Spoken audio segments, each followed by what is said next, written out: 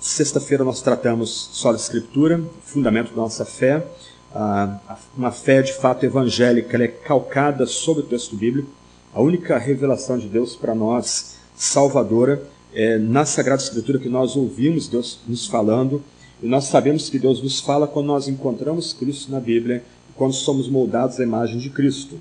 Ontem à noite eu tratei do segundo sola, Solus Christus, mostrando que uma fé de fato evangélica é centrada única e exclusivamente em Jesus e em sua morte vicária, em seu sacrifício sangrento expiatório no Calvário.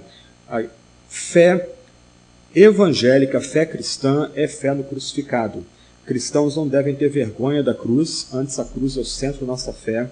A cruz, ela resume nossa compreensão da morte de Cristo da forma mais profunda e mais densa.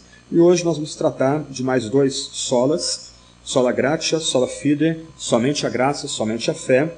E a frase que você tem aí no pé do slide, ela é uma frase que vem de Martinho Lutero. Ele dizia que esse é o artigo pelo qual a igreja se mantém de pé ou cai. Nota que cada artigo está interligado, a Escritura é o fundamento da nossa fé. Se nós estamos lendo corretamente a Escritura, nós vamos encontrar Cristo crucificado na mesma, e nós vamos ter uma relação pessoal com esse Cristo crucificado pela graça, recebida pela fé somente. Hoje à noite a gente conclui falando da glória de Deus e a necessidade de nós vivermos para o louvor do Senhor. Mas, avançando aí, um ponto importante que a gente precisa notar é que esse artigo, pelo qual a igreja se mantém de pé ou cai, tem sido rapidamente abandonado em nosso meio. Há uma erosão da mensagem de salvação. Aqui ninguém precisa ser teólogo para perceber isso. Há 20 anos atrás, nós tínhamos nossos sermões de apelo, por mais que a gente seja crítico deles hoje. Pregava-se uma mensagem evangelística muito básica, a afirmação de que todas as pessoas pecaram, Cristo transpõe o abismo entre Deus santo e homens pecadores, e aqueles homens, mulheres, adolescentes, jovens que queiram aceitar a Jesus, eles são convidados a fazer um sinal, vir à frente, receber uma oração, sentar no banco e depois ter um bate-papo com conselheiros, e geralmente era atribuída, inclusive, salvação de forma imediata para esse decidido.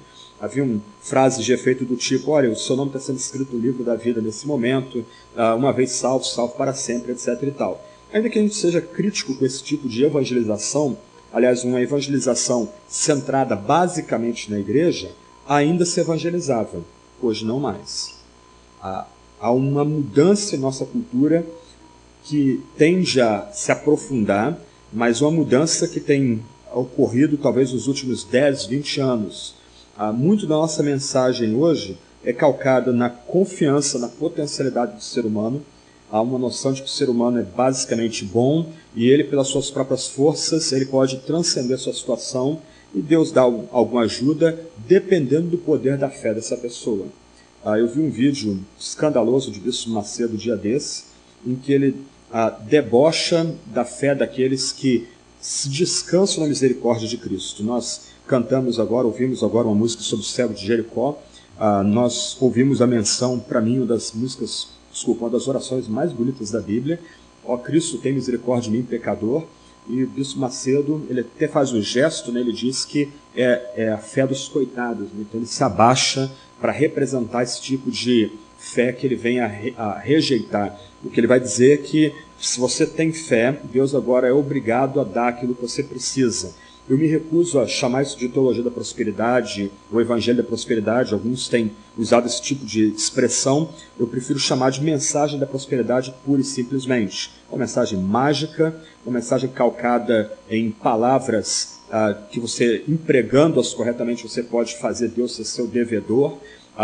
Você lembra, se você já viu alguns vídeos, né, você deve lembrar, o pregador, inclusive, ameaça jogar a Bíblia no chão se Deus não der aquilo que você, pela fé, vai requerer dele. Mas a mensagem mudou. Não há mais nenhuma dimensão entre o ser humano pecador e o Deus eterno santo, e que se esse homem pecador, se essa mulher pecadora não se reconciliar com Deus, ele vai provar as penas eternas, a ira de Deus por toda a eternidade. Toda essa dimensão foi removida não só do ensino contemporâneo, televisões e rádios, até mesmo na internet, mas inclusive das músicas. Melancolicamente, na medida que o inferno As portas do inferno foram fechadas, as portas do céu foram fechadas também.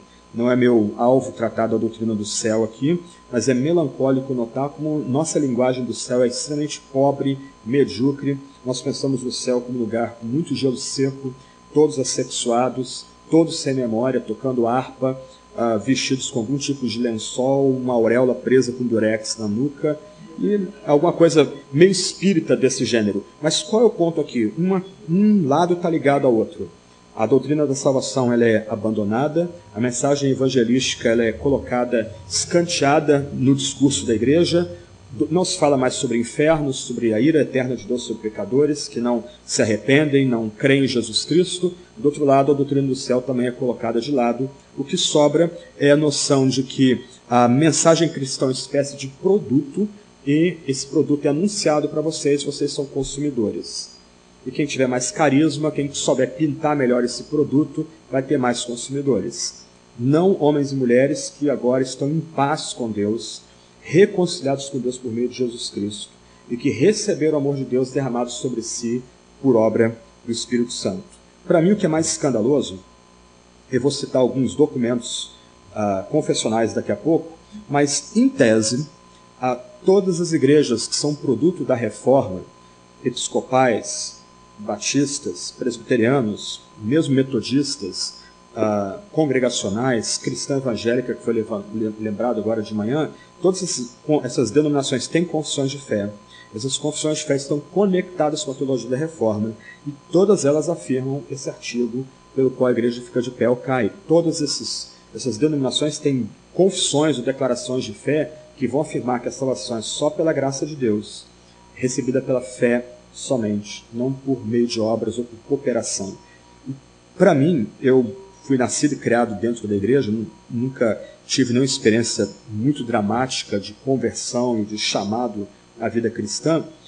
Apenas com 27 anos eu fui escutar uma pregação que de fato honrou e honra a Deus como aquele que salva por sua pura e livre graça, e a graça é recebida pela fé somente. Isso foi em 1996, se a memória agora não me trai, e eu fui assistir Dr. Russell Shedd expondo Romanos, verso por verso, em campus do Norte Fluminense. E quando ele chegou em Romanos 3 e Romanos 4, eu já era reformado, mas eu pensei, eu nunca escutei isso na igreja. Toda a mensagem de evangelização é resumida simplesmente naquele drama que ocorre entre a vontade do pregador e a vontade do ouvinte, e que o pregador tenta levar por algum tipo de pressão psicológica o ouvinte a tomar a decisão por Jesus Cristo. Eu nunca tinha ouvido uma exposição, por exemplo, de Romanos 4, onde Paulo vai, eu vou voltar a esse ponto já já, onde Paulo vai destacar Abraão, Moisés e Davi como aqueles que vieram antes da gente, recebendo a justiça de Deus por fé somente, a justiça imputada de Deus por fé somente. Com 27 anos de idade, mesmo tendo uns 6 meses sido apresentado dentro da igreja batista. Então, se de um lado a igreja na atualidade, ela deixou a mensagem da graça e da fé, trocando-a por uma mensagem da prosperidade, ou tornando a fé um produto a ser oferecido para consumidores, do outro lado, as nossas denominações também pecaram contra o Senhor e pecaram contra a gente ao suprimir ou fingir que esses artigos de fé não são centrais à mensagem do cristianismo. Então, o que nós vamos fazer agora de manhã é tentar entender o que esse artigo central, pelo qual a igreja se mantém de pé ou cai, somente pela graça, somente pela fé, vem a salvação. O que, por exemplo, o breve catecismo de Westminster ensina sobre justificação.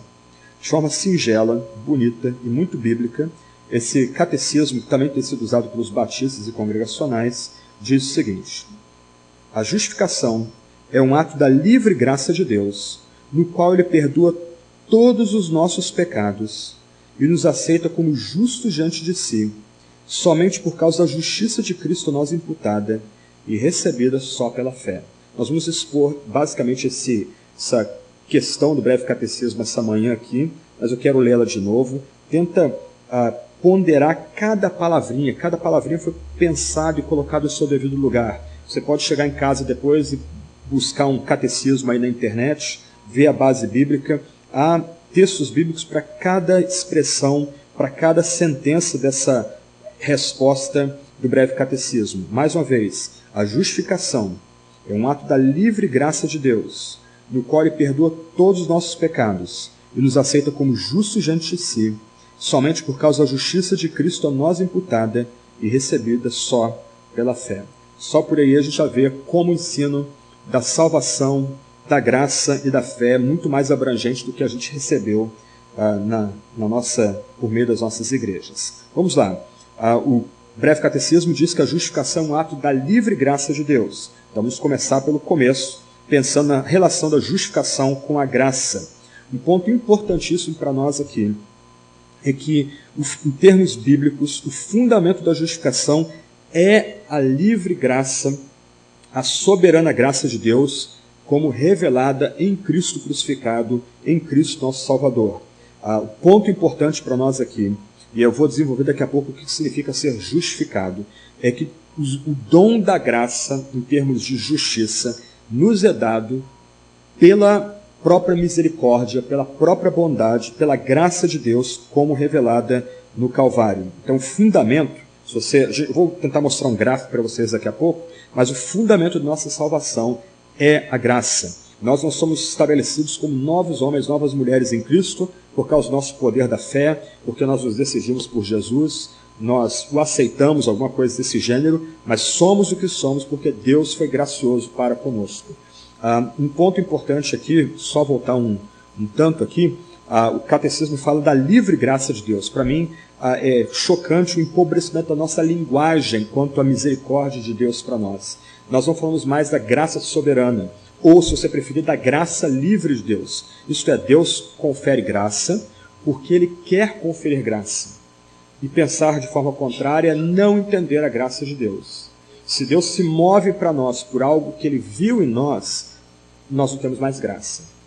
A graça é graça porque ela é livre. Ou, para usar a linguagem de Paulo em Romanos 3, a graça é graça porque ela é graciosa, ela é dadivosa. Em outras palavras, nós recebemos graça porque Deus quis conferir graça para nós, sem nenhum bem em nós, sem nenhum mérito em nós. Muito ao contrário, eu sempre cito essa história de Francisco de Assis, o grande monge medieval. Deus determinou derramar graça sobre nós porque não havia pecadores piores do que a gente. Essa é o cerne da noção de graça segundo a Sagrada Escritura. A livre graça de Deus, a soberana graça de Deus, a dadivosa graça de Deus é o fundamento da nossa justificação. E a justificação é a justiça pessoal que Cristo obteve durante a sua vida na terra, imputada ao pecador no momento que esse pecador crê. Vamos tentar entender esse ponto aí. O único homem, o único ser humano que foi salvo pelas obras é Jesus Cristo, por assim dizer. Ele é o único ser humano, homem com H maiúsculo, que conseguiu obedecer seu amado Pai em toda a sua vida. E os teólogos costumam falar da obediência ativa e da obediência passiva de Cristo. Em toda a sua vida, desde o seu nascimento, sua encarnação, Deus assumindo a natureza humana naquele bebê na manjedoura, desde aquele momento, Jesus obedeceu ativamente o seu amado Pai. Para lembrar do Salmo, que lembra do escravo ou da escrava olhando para a mão do dono, pronto para se antecipar qualquer ordem que aquele dono dê para aquele escravo, assim era Jesus com o seu amado Pai. O prazer do filho era honrar seu pai com obediência, e o filho obedeceu seu pai em toda a sua vida terrena. Mas, no Getsemane, Jesus agora se entrega como ovelha muda que vai para o matadouro. Jesus agora passivamente é levado à cruz. Ele passivamente obedece ao seu Pai. A cruz não é um acidente, não é uma mera permissão divina. Antes, Atos 2 e Atos 4 vão dizer que Deus previu a cruz e Deus preordenou a cruz, a morte de Jesus no Calvário. O que Deus requereu de Abraão, mas não permitiu que Abraão fizesse Moriá, Deus mesmo fez com o seu filho. Deus imolou seu próprio filho no meu lugar e no seu lugar, em meu favor e seu favor. Mas o ponto aqui é que a base da nossa justificação, a base de nós sermos declarados justos, contados como homens e mulheres completamente retos e justos na presença de Deus, isso é a parte das nossas obras, mas é assim por causa da justiça perfeita de Cristo. O mérito que Cristo amealhou para si na sua obediência ativa e passiva, agora é livremente distribuído, livremente contado na conta dos piores pecadores, no momento que esses pecadores creem e confiam em Jesus Cristo.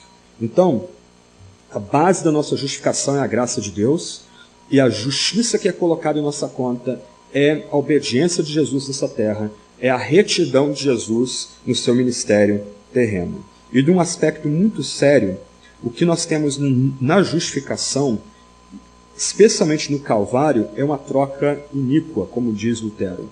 De um lado, Cristo morre por causa do meu pecado e do seu pecado. Ele é moído no Calvário por causa do nosso pecado. Do outro lado, quando nós cremos em Jesus, a perfeita obediência dele, a vida de retidão dele é colocada sobre nós, e por isso somos contados como homens e mulheres completamente justos, retos e íntegros. Se você preferir, lembra que algumas vezes o Novo Testamento fala de nós como santos, um indicativo, aos santos que estão em Cristo, em Filipos, etc. e tal. Em alguma medida, nós somos agora declarados homens e mulheres completamente santos, não por causa dos nossos méritos ou obras, mas por causa da obediência de Cristo Jesus. Paulo, em 2 Coríntios 5, verso 19 e verso 21, nós lemos essa passagem ontem, e é uma passagem central para entender o mistério da cruz. Paulo vai dizer 2 pontos aí para a gente guardar na memória. Verso 19, Deus estava em Cristo, reconciliando consigo o mundo. Olha a linguagem que eu estou tentando comunicar para vocês aqui.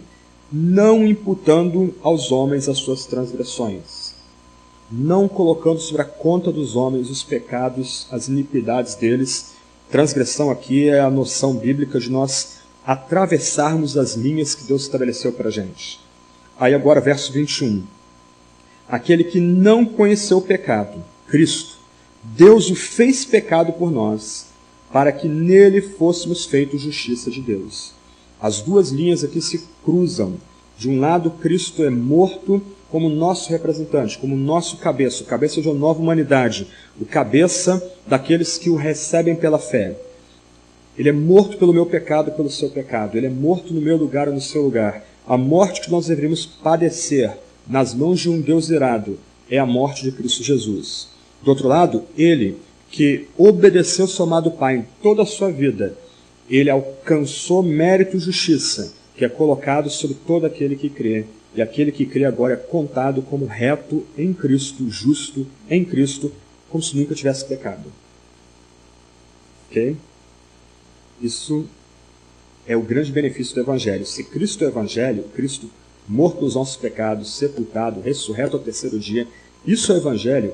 Nós temos aqui um benefício direto do Evangelho, que agora nós somos tornados, e na verdade, mais precisamente declarados, homens e mulheres retos e justos, completamente retos e justos, não por nossos méritos ou obras, não por nossos trabalhos ou pensamentos ou vestes, o que quer que seja, mas por causa de Cristo Jesus, que obedeceu perfeitamente o seu amado Pai. Foi levado como ovelha muda ao matadouro, foi imolado em nosso favor, em nosso lugar. E quando nós cremos e descansamos nele, agora somos contados como homens e mulheres totalmente retos e justos. O ponto aqui é que Cristo não se tornou pecado. Esse é um ponto importante. Não houve uma mudança da natureza de Cristo quando ele morre na cruz, no meu lugar ou no seu lugar. Cristo é morto como representante dos pecadores. Eu não posso desviar muito o assunto aqui, mas você lembra que um tema importante em Romanos 5, 12 a 21, 1 Coríntios 15, é que toda a história da humanidade é resumida em 2 pessoas, Adão e Cristo. Nós estávamos em Adão. Quando Adão cai, todos nós caímos com ele, e não há injustiça nenhuma com isso. Porque se nós estivéssemos no lugar de Adão, teríamos feito as mesmas escolhas malditas que Adão fez. Cristo é encarnado, Cristo assume a natureza humana, porque ele agora vem como segundo Adão, sem pecado, em tudo tentado, mas sem pecado. E aqueles que estão em Cristo recebem todas as bênçãos que ele conseguiu nessa vida, e eles agora são uma nova criação. Por isso que C.S. Lewis, num dos seus sermões em Peso de Glória, ele vai dizer que não há cristão comum. Se você está sentado do lado de um homem ou de mulher que crê em Cristo, Você está diante de uma pessoa que já está sentada nas regiões celestes, uma pessoa que já está ressuscitada com Cristo. Você está sentado do lado de um homem ou mulher que já é glorificado. Então não há cristão ordinário, não há cristão comum. Avançando mais um pouco. Acabei pulando uns slides aí. Tudo bem. Vamos falar da imputação da justiça de Cristo. Quando os pecados do crente foram imputados a Cristo, o ato da imputação não fez de Cristo um pecador. Tampouco sua natureza foi contaminada, o seu caráter afetado. Alguns de nós pensam que o que aconteceu no Calvário, quando Cristo grita, Deus meu, por que me desamparaste, é que, de alguma medida, todos os nossos pecados foram, por assim dizer, herdados por Cristo, assumidos por Cristo. E aí Deus, em algum momento, se afasta de Cristo, como se houvesse a possibilidade de haver uma ruptura dentro do ser divino entre o Pai e o Filho. Mas não é isso que nós temos aqui. Como a gente lê em 2 Coríntios 5, 19 e depois 21, Cristo não conheceu o pecado, mas ele foi levantado como representante de pecadores. Ele, sem pecado, foi morto no lugar de pecadores. O que você tem aqui não é uma ruptura dentro do ser divino, que é uma impossibilidade, mas o que você tem aqui é uma mudança de foco. Ontem eu falei muito rapidamente sobre a ideia da propiciação. Talvez a palavra mais forte, mais vigorosa de todo o Novo Testamento para comunicar o que Deus fez em Cristo no meu lugar e no seu lugar, em nosso favor no Calvário. Mas lembra, quando Jesus vai ser batizado, quando é inaugurada o seu ministério terreno, quando os poderes do novo mundo irrompem no batismo de Jesus, o que o Filho eterno escuta do seu Pai? Esse é meu Filho amado e quem tem todo o meu prazer. Essa é a declaração que o Filho ouve do Pai. Só que agora, no Calvário, pendurado aquele madeiro maldito, no Gólgota, agora Cristo é nosso representante. Ele é levantado para ser imolado como sacrifício expiador, propiciatório no meu lugar e no seu lugar, em favor dos piores pecadores. O que você tem agora no Calvário? Você tem Jesus sendo levantado como aquele sacrifício que aplaca a ira eterna de Deus contra o nosso pecado. O completo ojerizo, o completo desprazer de Deus pelo nosso pecado. E que o Filho vê agora não é mais a face do amor do Pai. O que o Filho vê agora é a face da ira, a face do desprezo que Deus tem pelo pecado. Um Deus santo que não tolera o mal. Lembra da pergunta de Abacuque, quando, de forma desconcertante, Deus disse que vai usar os caldeus para disciplinar o povo da aliança. Como um ser tão puro de olhos pode tolerar o mal? Então, o que Jesus tem diante de si não é mais a face do amor e do riso de Deus para o Filho. O que ele tem diante de si é a ira eterna de Deus sendo esgotada no sacrifício de Jesus. Por isso que eu mencionei ontem que é profundamente impróprio a gente dizer que Cristo está irado com cristãos. A ira foi removida. A ira que deveria ser derramada sobre nós foi esgotada, foi completamente satisfeita no sacrifício de Jesus no Calvário. Não sei se você consegue entender as implicações do que eu estou tentando levantar aqui. Vou voltar a esse ponto mais para frente, mas nós continuamos pecando, mesmo crentes em Jesus Cristo, mesmo confiando em Jesus Cristo. A nossa tendência, porque está no nosso DNA a noção de salvação pelas obras, a gente é pelagiano desde o berço, é fugir de Deus. Achar que o nosso pecado diminui ou muda o amor de Deus pela gente. Irmãos e irmãs, se nós cremos em Jesus, e eu vou voltar também a esse outro ponto, não importa o tamanho da sua fé, se você se agarra ao crucificado, o que você tem diante de você, o que você tem sobre você, é o amor de Deus revelado em Cristo Jesus. O seu pecado, se você crê em Jesus, não aumenta nem diminui esse amor. Antes, Deus continua traindo você com cordas de amor, para que você, em resposta grata a tão grande amor, misericórdia, bondade, benignidade, você abandone o seu pecado e se reconecte com Deus por meio de Jesus Cristo. A ira foi esgotada no madeiro. Cristo não se tornou pecador no Calvário, mas ele foi levantado naquela cruz maldita como nosso representante, representante de todo aquele que o recebe pela fé, como representante da nova criação e da nova humanidade. A natureza dele não foi contaminada, seu caráter não foi afetado, mas a ira santa, o desprazer de Deus foi completamente derramado sobre o Filho. E já que o Filho ofereceu um sacrifício perfeito, puro, sem mácula, a seu amado Pai, a ira é satisfeita. Aquele que é contra nós agora é por nós. Você puxa de memória Romanos 8, 29 em diante. Quem vai nos acusar se Cristo é por nós? Quem pode nos separar do amor de Deus se nós somos conectados com Ele por Cristo Jesus? Você tem aqui um sacrifício único que não é repetido e que satisfez completamente o Pai. A ira eterna foi satisfeita. Deus não está mais irado contra aqueles pelos quais Cristo morreu. O que nós temos, na verdade, é que Cristo se tornou nosso representante legal de nossos pecados. Ele é levantado como cabeça de uma nova humanidade, daqueles que estão conectados com Ele e recebem os benefícios que vêm da sua morte no Calvário. A imputação da justiça de Cristo ao crente não significa a cura gradual do pecado, mas a vitória completa de Cristo na cruz sobre o pecado. Vamos devagar aqui. Primeiro, a linguagem de imputação é a linguagem de colocar na conta. Então, antes nós éramos pecadores, o nosso pecado, como a gente leu em 2 Coríntios 5, é colocado na conta de Cristo. Isso não muda Cristo, mas o nosso pecado é colocado na conta dele porque ele é nosso representante legal.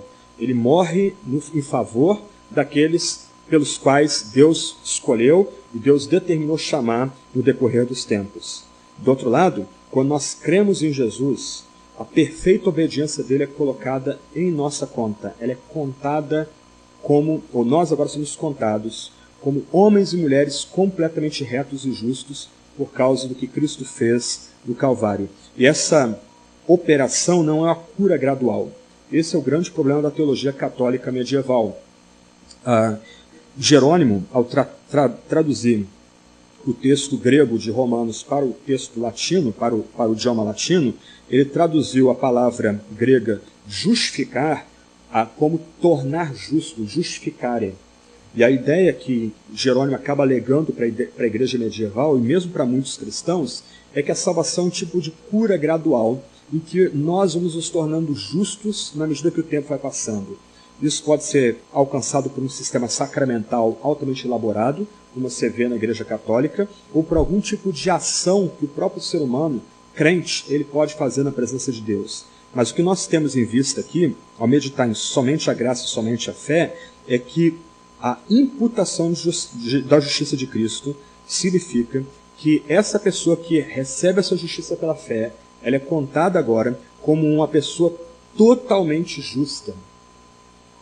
Não é uma cura gradual, não é um processo. O que se tem aqui é um ato onde aquele que estende mãos vazias para o Calvário, aquele que confia somente no crucificado, ele agora é declarado, ele é contado como aquela pessoa mais reta, mais justa que há, não por conta das suas obras ou méritos, mas por causa da obediência perfeita de Cristo que é colocada sobre essa pessoa.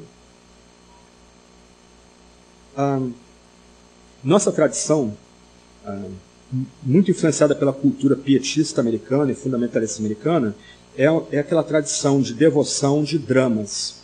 E nós, muitas vezes, temos uma linguagem de autodepreciação quanto ao cristão. Eu nada sou o Senhor, alguma coisa nesse nível. Dramas muito intensos de consciência. Será que eu sou crente? Será que eu não sou crente? Eu olho para mim e não vejo nada legal. Não sei se realmente eu fui transformado por Deus.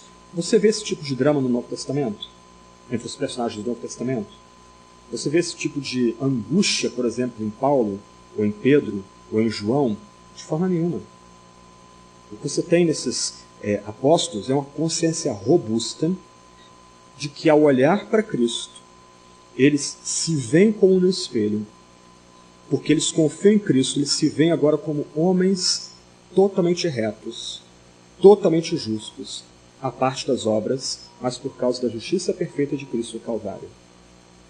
Eles não ficam olhando para eles mesmos, remoendo os seus erros, suas faltas, seus pecados. Para lembrar de Calvino, eles olham para Cristo, Cristo crucificado, e olhar para o Cristo crucificado vale mais do que 1000 testemunhos. Essa é a frase de Calvino. Eles tiram os olhos de si mesmos, eles descansam somente em Jesus, eles se veem em Jesus Cristo como moldados à imagem do crucificado, e eles se apropriam dessa retidão, dessa justiça que é dada por Cristo a todo aquele que crê, independente do tamanho da fé. Esse é o ponto. Já volto a essa questão já. Essa pessoa, então, é contada como justa e merecedora de todas as recompensas a que tem direito toda pessoa justa. Uma ilustração muito tosquinha, muito bobinha, mas para tentar ilustrar.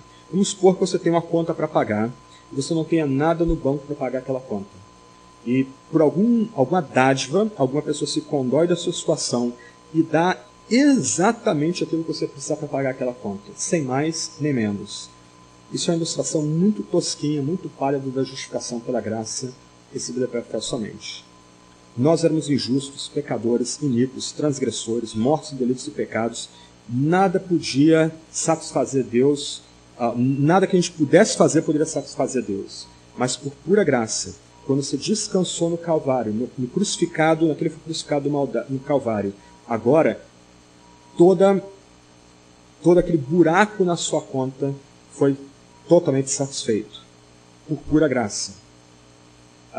Charles Spurgeon, que criou essa ilustração, ele fala do cheque do banco da fé, em que toda a sua dívida agora é paga, não por você ou por mim ou para o que a gente faça, mas por causa do que Cristo fez no Calvário, por causa da sua vida de obediência ativa e passiva, por causa da qualidade do sacrifício que o Deus homem ofereceu no Calvário. Agora você é contado como um homem, uma mulher completamente justo e reto.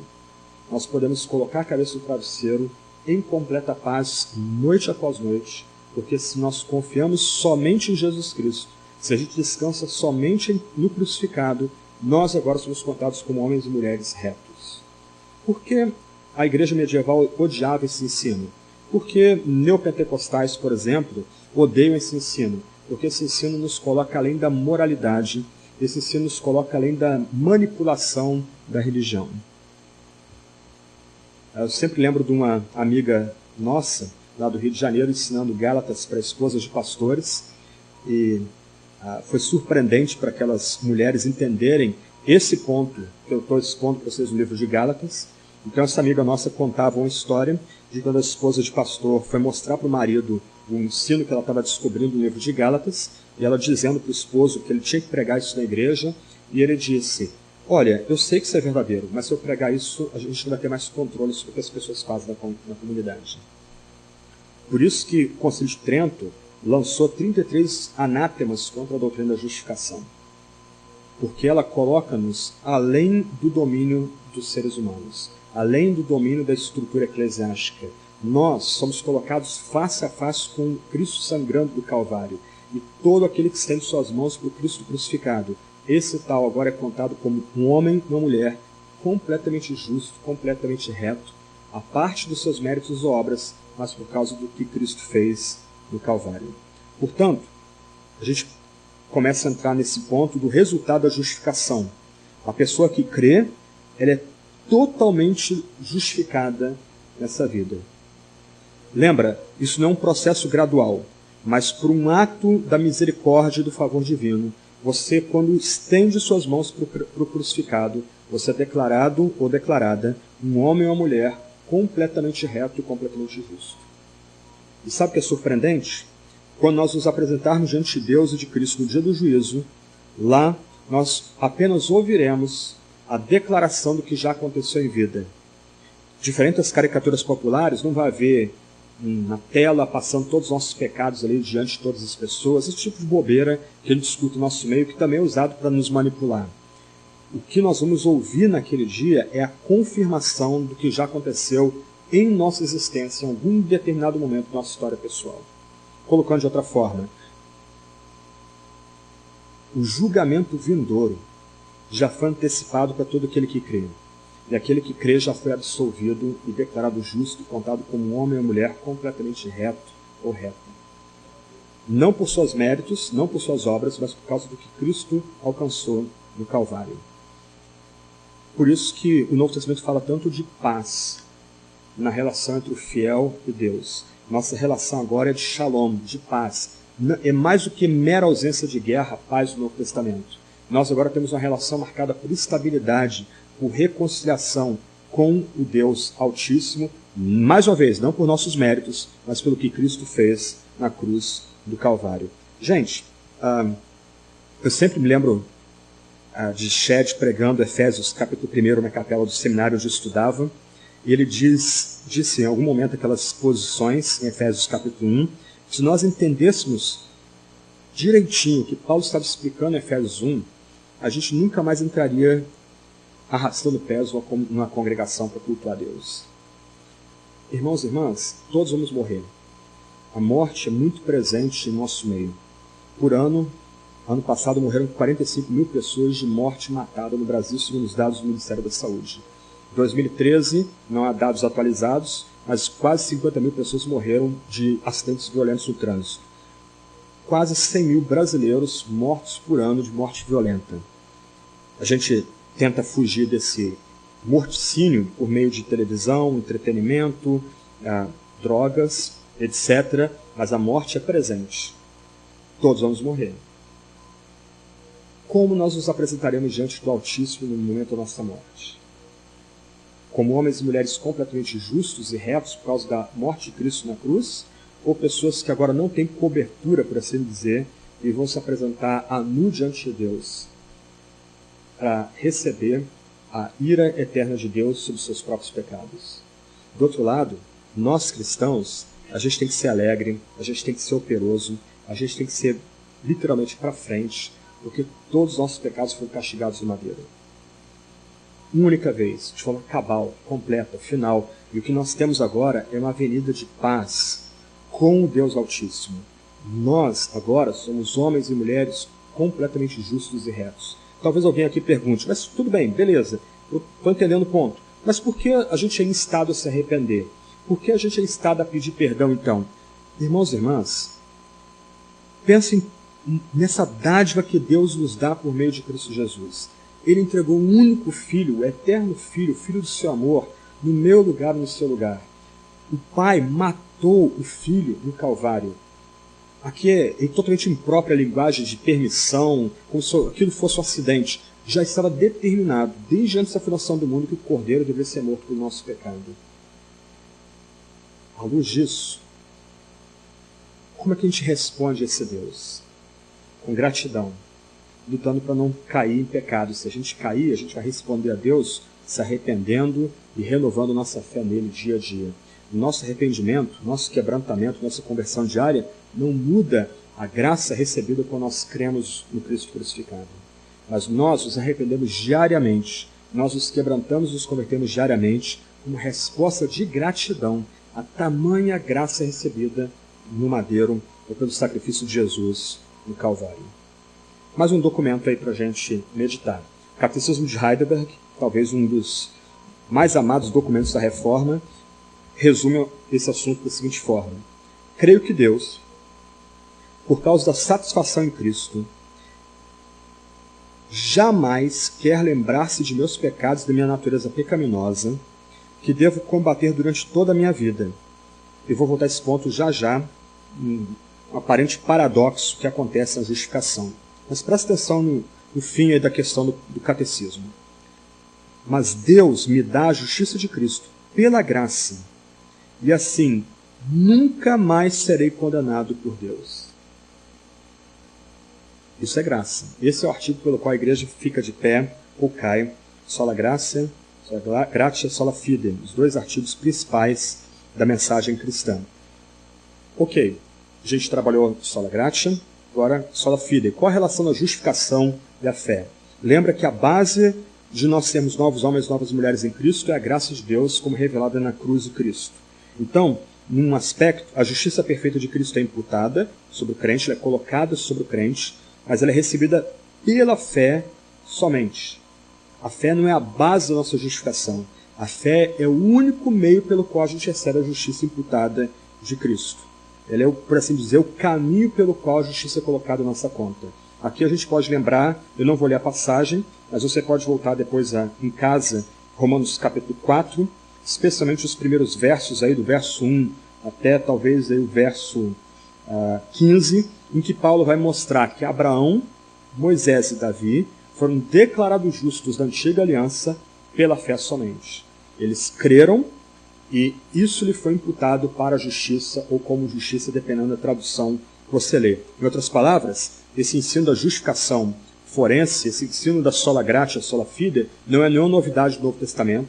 não é nenhuma doutrina inventada, por assim dizer, por Lutero, por Calvino e por outros reformadores, mas é o próprio ensino bíblico e é o ensino do Antigo Testamento e do Novo Testamento. Nunca houve um duplo padrão de salvação aqui, mas os nossos pais do Antigo Testamento foram salvos pela justiça imputada a eles pela fé somente. E a fé aqui,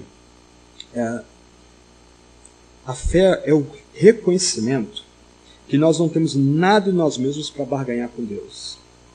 A fé é literalmente estender mãos vazias na direção do crucificado.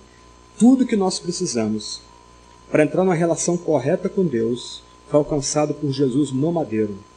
O que nos compete é estender as mãos para Ele, é implorar para que Ele venha a nós, para que Ele seja misericordioso para nós. E aqui a gente tem que sempre lembrar, se você já fez serviço de assistência social na rua, não há mérito nenhum, por exemplo, um mendigo estender a mão para receber um prato de comida. Não há mérito nenhum um mendigo estender a mão para receber uma manta ou um casaco para passar a noite. O mérito está em quem dá o prato de comida, o mérito está em quem dá a manta, quem dá o casaco. Da mesma forma, nós estendemos as mãos para Jesus. Não há nenhum mérito em fazermos isso para Ele. O mérito todo está em Deus, que nos concede Cristo e nos concede a perfeita obediência, a perfeita justiça de Cristo. Ela é colocada em nossa conta. Mais uma vez o breve catecismo. A fé em Jesus Cristo é uma graça salvadora, pelo qual o recebemos e confiamos só nele para a salvação, como ele nos é oferecido no Evangelho. Deixa eu decompor esse documento aí em algumas sentenças. Primeiro ponto, o significado da palavra fé é basicamente crer e confiar. Como John Murray, no seu comentário de Romanos, diz, a fé é autodenúncia. A fé é o reconhecimento que a gente não tem nada. A gente não tem como barganhar com Deus e Cristo. Tudo que nós precisamos é dado por Deus em Cristo Jesus. Mais uma vez, a fé, mãos vazias. Eu preciso. É minha necessidade. Aliás, sendo muito francos, quem consegue ter fé aqui? Lembra, a linguagem evangelística não é quem quer aceitar Jesus, quem quer se decidir por Cristo. Aceitar Jesus, se decidir por Cristo é fácil. Qualquer pessoa faz. Agora, quem consegue colocar fé em Jesus crucificado aqui? Quem consegue se arrepender de fato, ter tristeza pelos pecados passados e tentar romper com eles? Qual é a jogada da linguagem bíblica, da linguagem evangelística na Bíblia? É que de um lado você ouve a mensagem, você diz, eu preciso de fé. Eu preciso abandonar meus pecados. Mas eu não consigo ter fé. Eu não consigo abandonar meus pecados. Deus, me dá teu Espírito para que eu consiga ter fé e eu consiga de fato abandonar meus pecados. Então, fé é basicamente crer e confiar. Nós olhamos para nós, a gente vê só transgressão, iniquidade, pecado, rebelião, escravidão ao diabo, escravidão ao pecado, escravidão ao mundo.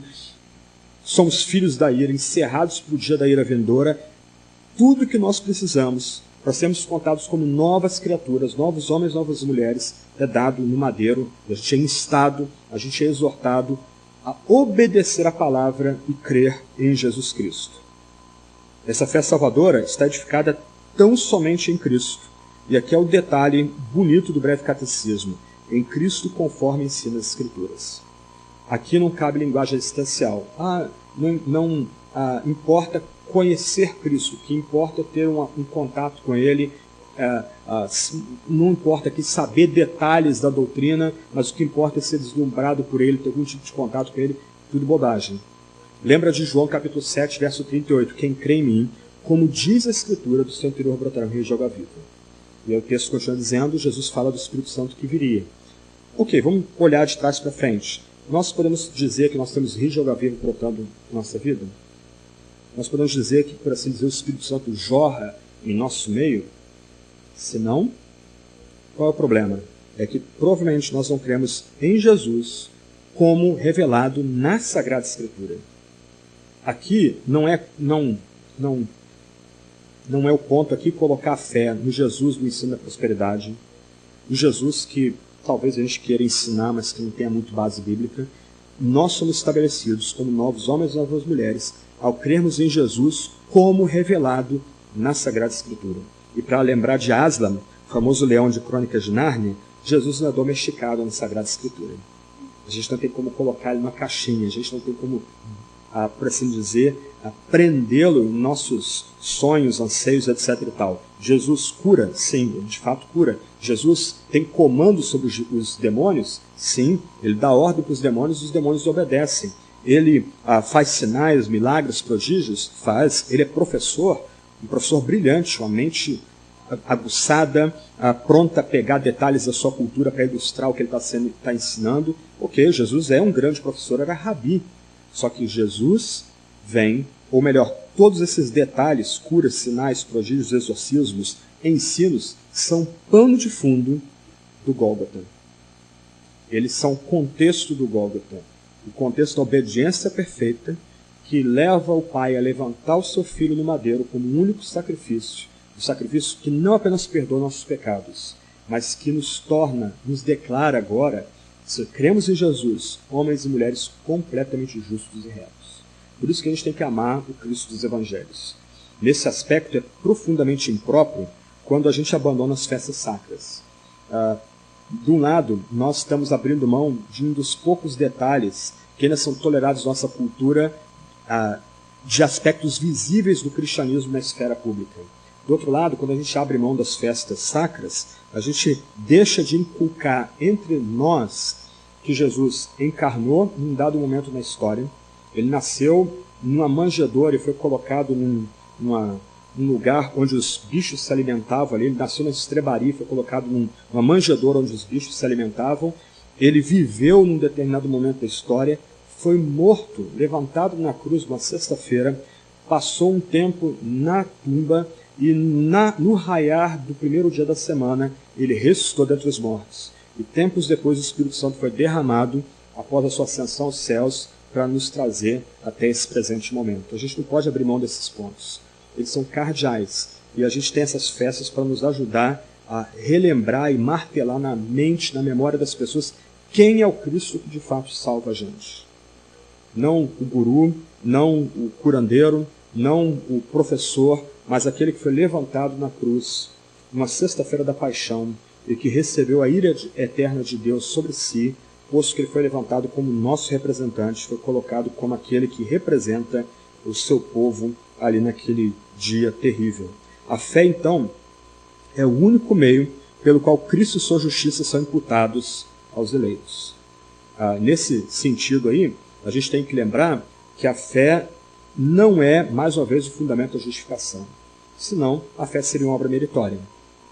E a doutrina da graça simplesmente se esvairia. A gente não poderia mais falar de graça e misericórdia e benignidade livre, soberana, dadivosa que vem de Deus para nós. O que nós teremos aí é uma nova versão da justificação pelas obras.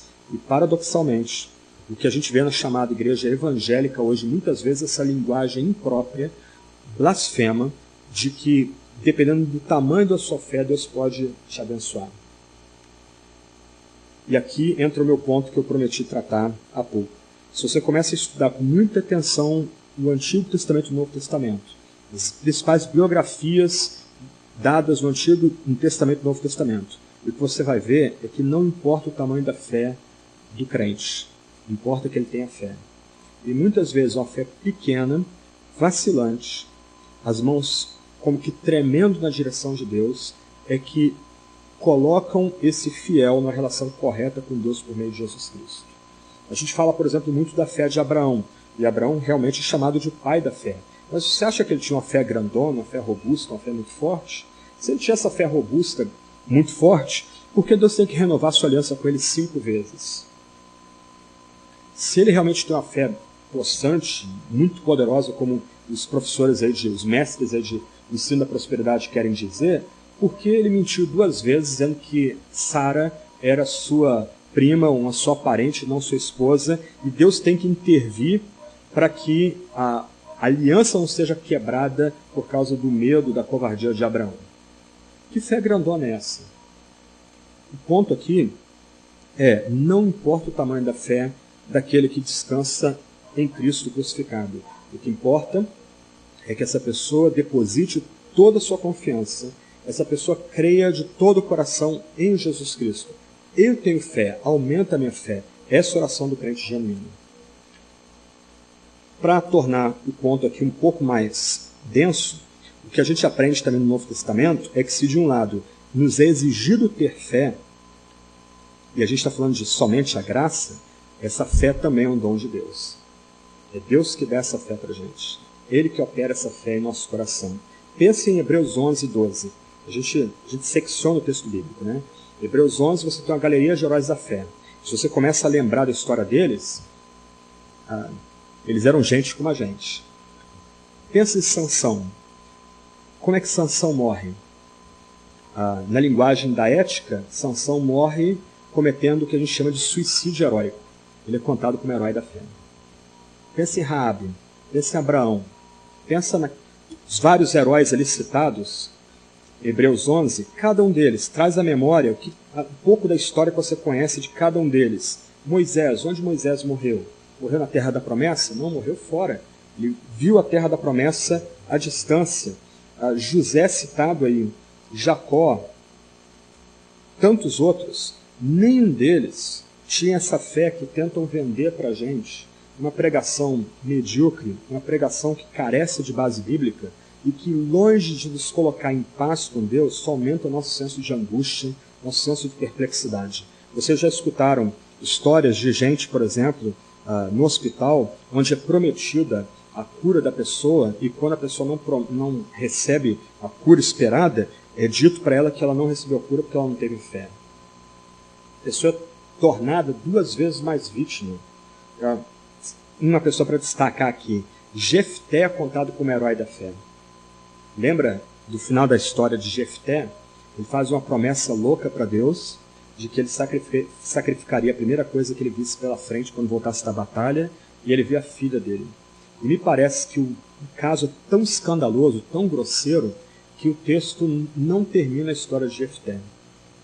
Simplesmente a filha termina a narrativa dizendo que a filha vai lamentar nos montes com o pai a tragédia da boca grande daquele servo. Isso aqui é contado como herói da fé aqui. E sabe o que é mais surpreendente? Olha aí Hebreus 12, 1 e 2. Portanto, também nós, visto que temos a rodear-nos tão grande número de testemunha, todos esses heróis de Hebreus 11, desembaraçando-nos de todo o peso, de todo o pecado que tenazmente nos assedia, corramos com perseverança a carreira que nos está proposta, olhando firmemente para o autor e consumador da fé, Jesus. Quem gerou a fé naqueles homens, todos e mulheres, todos do Antigo Testamento? Jesus. Ele é o autor da fé daquelas pessoas. Eles não criaram a fé por si mesmos. A fé não era uma potencialidade que eles tinham. Jesus que infundiu fé em cada um desses personagens. E Jesus sustentou a fé deles. Frágil, vacilante, pequenininha, mas Jesus o sustentou. E Jesus é autor de nossa fé hoje também. E Jesus sustenta a nossa fé hoje. Então, num aspecto muito sério, irmãos e irmãs, muitas vezes em períodos de depressão, de luta espiritual, ação demoníaca, a nossa fé vai ser enfraquecida. Muitas vezes nossa fé, que deveria ser robusta, vai sofrer pancadas e a gente vai, talvez, não é que recua, a gente é como que se encolhe diante das pancadas da vida. Mas não importa o tamanho da sua fé, se você descansa em Jesus Cristo, se você confia no crucificado, você já é contado como um homem ou mulher completamente reto e íntegro. O julgamento vindouro já foi antecipado e você nessa vida já foi declarado como homem e mulher completamente justo ou justa. Por isso que Paulo vai dizer que a gente vai julgar os anjos no último dia. Não sei o que significa, então não me perguntem. É alguma coisa que a gente vai ter que perguntar lá no céu, mas você imagina, no último dia, nós vamos sentar com os apóstolos em tronos para julgar os anjos e a criação. Talvez porque eles não nos protegeram direito, não sei. Lembra que Deus aponta anjos para nos guardar? O Novo Testamento ensina isso. A gente não sabe, eu realmente não sei o que significa isso. Mas irmãos e irmãs, naquele dia vindouro nós não seremos julgados. O julgamento já foi antecipado. No dia vindouro nós vamos ouvir simplesmente a absolvição completa. E nós vamos nos assentar para julgar toda a criação. Não vai ter filminho, não vai ter constrangimento. Deus vai nos olhar por meio de Jesus Cristo. E a gente vai ouvir: vinde, bendito, venha para a minha direita. Se assenta aqui. Mais um ponto aí. Agora, a Confissão de Augsburgo, Confissão Luterana, talvez a primeira confissão mais importante da fé evangélica. Ela diz assim: ensina-se também que não podemos alcançar a remissão do pecado e justiça diante de Deus por mérito, obra e satisfação nossos, porém que recebemos remissão do pecado e nos tornamos justos diante de Deus pela graça, por causa de Cristo, mediante a fé, quando cremos que Cristo padeceu por nós e que por sua causa os pecados nos são perdoados e nos são dadas justiça e vida eterna. Vocês já escutaram muito a mensagem do perdão dos pecados, ela é bíblica, mas se você notar, a noção de perdão dos pecados tem que ser complementada. Nós somos completamente perdoados, mas nós agora também somos reputados como homens e mulheres completamente justos e retos, não por nossos méritos ou obras, mas por causa do que Cristo fez no Calvário. E só um detalhe, nós somos completamente perdoados quando cremos em Jesus Cristo. Todos os nossos pecados foram perdoados, do passado, do presente, aqueles pecados que a gente está cometendo agora, e até aqueles pecados que vamos cometer no futuro. Todos eles foram perdoados no madeiro. Homens e mulheres, retos e justos, não por causa de seus méritos, mas por causa de Cristo Jesus. Como não dormir em paz assim? Como não encarar o mundo com coragem a partir desse ensino? Nada agora tem o poder de nos separar do amor de Deus em Cristo Jesus. Ele é a nossa justiça. E se estamos nele pela fé, nós agora somos contados como homens e mulheres completamente justos e retos. Ok, vamos ver. Não ficou muito bom o slide aí, não? Ele ficou muito pequenininho, mas alguém já disse que uma imagem vale mais do que 1000 palavras. Vamos ver se vai dar certo aí. Aqui em cima você tem a cruz. A obra de Cristo é a base da justificação. Nós somos justificados pela obediência ativa de Cristo em toda a sua vida terrena e pela obediência passiva de Cristo, quando a partir do Getsemane ele é conduzido como ovelha muda para o matadouro. Então a base de nós sermos agora tratados como homens e mulheres justos e retos é a obra de Cristo na sua vida. De um lado, nós temos aqui essa justiça é colocada ou imputada sobre todo aquele que crê. A justiça perfeita de Cristo para o seu povo por meio da sua vida sem pecado. Então aqui nós temos a justiça imputada. Consequentemente, a justiça perfeita é atribuída aos crentes pecadores. São vistos como se eles pessoalmente houvessem realizado a obra que Cristo realizou. Aqui está os crentes, a cruz, a fé como único meio pelo qual a gente recebe a justiça. Do outro lado, nosso pecado é colocado sobre Cristo. Cristo expia os pecados do seu povo por meio do seu sacrifício em favor deles. Então nós temos aqui uma troca injusta. Cristo morre pelo nosso pecado. Nós vivemos agora por causa da obediência de Cristo, da justiça perfeita de Cristo, em nosso lugar, em nosso favor. Para terminar, mais um ponto aí. Quando eu citei o Catecismo de Heidelberg, ele diz que Deus jamais quer lembrar-se de meus pecados e minha natureza pecaminosa, que devo combater durante toda a minha vida. O que nós temos então é um paradoxo. De um lado, agora nós somos completamente justos, reconhecidos como homens e mulheres completamente retos e justos por causa da obra de Cristo, realizada no Calvário, em meu lugar e no seu favor. Mas do outro lado, nós continuamos simultaneamente sempre pecadores. E nós vamos lutar com essa tensão até o dia do descanso final. De um lado, a nossa velha natureza continua nos atraindo para baixo. Mas ela não tem mais o poder de mudar o nosso novo status por causa da obra de Cristo no Calvário. Eu não vou desenvolver o ponto aqui, mas Lutero vai falar da fé ativa no amor. Aquele homem, aquela mulher que recebeu justiça, ele vai ter agora uma vida de amor a Deus, uma vida de amor ao próximo, como testemunho de tão grande justiça recebida. Aí isso é outro ponto, quer dizer, os efeitos da justificação em nossa vida.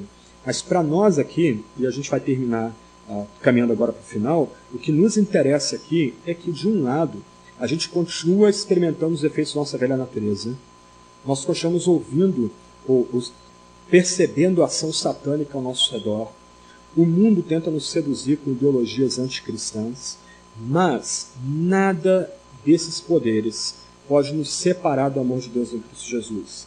Nenhuma desses inimigos tem o poder de mudar o nosso status que nós recebemos por causa da graça livre de Deus, por causa da graça soberana de Deus. Como Lutero diz, somos verdadeiramente totalmente pecadores com respeito a nós mesmos, nosso primeiro nascimento. Inversamente, já que Cristo nos foi dado, somos santos e justos totalmente. Então, de diferentes aspectos, somos considerados justos e pecadores ao mesmo tempo. Só que o que prevalece aqui é essa justiça imputada. Agora, meu irmão, minha irmã, se você crê em Jesus Cristo, se você descansa naquele que morreu na cruz por causa do seu pecado, você é contado como um homem ou mulher completamente reto ou reta, santo, justo, etc. Então, de um lado, com respeito à nossa natureza caída e pecadora, somos sempre e seremos sempre pecadores. Nós ainda esperamos a vinda gloriosa de Cristo, quando seremos levados a um reino de paz, onde não vai haver mais demônio, pecado, morte, doença, pranto, etc. O ponto para nós aqui é que os que creram, ou aqueles que creem, já estiveram perante o tribunal de Deus e foram absolvidos por conta de Cristo. E a gente pode louvar, celebrar e cantar, porque como resultado da morte de Cristo no Calvário, pelos nossos pecados, seu sepultamento e ressurreição, se nós cremos somente nele, nós somos agora estabelecidos como nova criação, novos homens, novas mulheres, homens e mulheres retos e justos, não por conta de seus méritos, mas por conta da obra de Cristo, na sua vida terrena no Calvário. Quando Lutero descobriu isso, mais ou menos entre 1518 e 1519, ele escreveu o seguinte, ele descobriu isso meditando em Romanos. Ele diz o seguinte: noite e dia eu ponderei, até que vi a conexão entre a justiça de Deus e a afirmação de que o justo viverá pela fé. Então eu compreendi que a justiça de Deus era aquela pela qual, pela graça e pura misericórdia, Deus nos justifica através da fé. Com base nisso, eu senti estar renascido e ter passado através de portas abertas para dentro do paraíso. Toda a Escritura teve um novo significado, e se antes a justiça me enchia de ódio, agora ela se tornou para mim inexprimivelmente doce em um maior amor. Essa passagem de Paulo se tornou para mim um portão para o céu. Lembra, você conhece um pouquinho da vida de Lutero, ele, por meio de disciplina, exercícios, rigor, autoflagelação, tentando agradar a Deus, e aí quando ele entende a mensagem de Paulo em Romanos e Gálatas, os portões se escancararam para ele. Agora ele é um homem que está em paz com Deus, um homem que entende que ele é contado como completamente reto, santo e justo, não por seus méritos, mas pelo que Cristo fez no Calvário. Vamos ler as teses 3 e 4? Se você notou, as teses, como toda declaração doutrinal, ela tem uma afirmação e uma negação. Então a gente vai ler a tese 3, a afirmação da tese 3, a negação, depois a afirmação e negação da tese 4. A tese 3, sola gratia, somente a graça. E vamos lá então juntos aí. O que ela diz aí? Reafirmamos que na salvação somos resgatados da ira de Deus unicamente pela sua graça.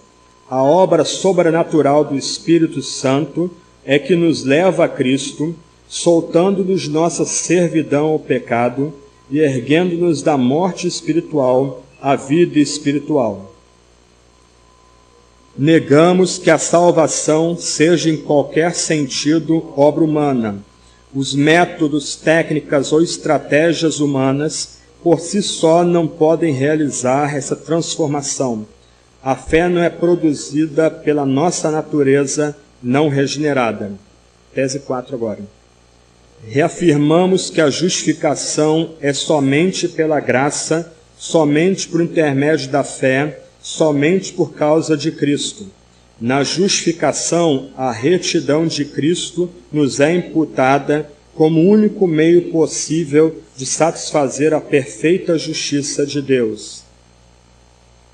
Negamos que a justificação se baseie em qualquer mérito que em nós possa ser achado, ou com base numa infusão da justiça de Cristo em nós, ou que uma instituição que reivindique ser igreja, mas negue ou condene sola fide, possa ser reconhecida como igreja legítima. Amém? Vamos orar, depois os irmãos Wesley e Marlene estão com a direção dessa parte final do culto. Senhor Deus, o Senhor estava irado contra nós. Nós éramos pecadores, endurecidos, rebeldes, escravos do mundo e da carne do diabo. mas por pura graça, o Senhor decretou, o Senhor livremente decidiu enviar o teu Filho, o Filho do teu amor, para ser um sacrifício puro, perfeito, santo, em nosso lugar. E nós nos regozijamos, nos alegramos, louvamos, porque o Senhor enviou teu Espírito com poder sobre nossas vidas, nos atraindo ao crucificado, nos levando a estender mãos para o crucificado, nos levando a confiar e crer única e exclusivamente na morte de Cristo no Calvário, em nosso lugar e em nosso favor. Ó Deus, aumenta a nossa fé, ajuda-nos a sermos mais devotos a Jesus Cristo, mais crentes em Jesus. Ajuda-nos, ó Deus, a não nos envergonhar da cruz e do Evangelho, mas antes, dia a dia, nos alegrarmos na cruz, celebrarmos a cruz e pregarmos a morte de Cristo como o único meio, o único caminho pelo qual pecadores podem entrar na relação correta contigo. Ó Deus, celebramos esse drama do Calvário, tão elevado que a gente tem dificuldade de entender, que o Senhor entregou o seu Filho à morte por causa de nossos pecados, em favor de nossas transgressões. Ó Deus, ajuda-nos a viver à luz de Jesus Cristo, molda-nos a imagem de Jesus, e que dia a dia a nossa segurança em Ti e em Teu Filho seja aumentada e renovada. Em nome dele, nosso amado Salvador, que oramos, Jesus Cristo. Amém.